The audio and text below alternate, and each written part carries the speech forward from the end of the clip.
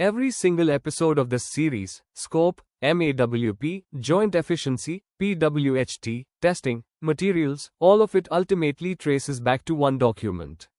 This is Mandatory Appendix 10. Welcome back to ASME Section 8 Division 1 in 5 minutes. Season 2, Episode 10, The Quality Control System, in full. 10-1 states it plainly. The manufacturer or assembler shall have and maintain a quality control system establishing that every code requirement, material, design, fabrication, examination, and inspection actually gets met. If you're certified under the designator from episode 10 last season, that system specifically has to include the duties of a certified individual. This isn't a supporting document.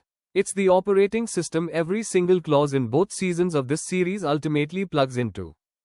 One practical detail, the written description can be brief or voluminous depending on how complex the operation is, and it's treated as confidential, shown to the authorized inspector or ASMES designee, not published or distributed generally. It may even contain proprietary process information. This is a working internal document, not a marketing brochure. And it has to have real authority, not just exist on paper. Whoever runs quality control needs clearly defined responsibility and enough organizational freedom to identify problems and actually push solutions through, not just flag issues and get overruled. An organization chart has to reflect the real reporting structure between engineering, manufacturing, inspection, and quality control, not an idealized version drawn up for the audit. The system itself breaks into 16 elements, and walking a few of them shows exactly how this series has been built on top of this appendix the whole time. Drawings and design calculation control, that's episode 9's designer qualifications.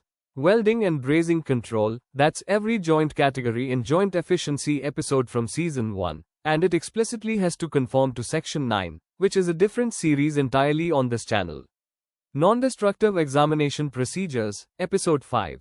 Heat treatment control, episode 6, and season 2's cold forming and UHT episodes. Correction of non-conformities, records retention, certifications. Every episode you've watched traces back to one of these 16 elements.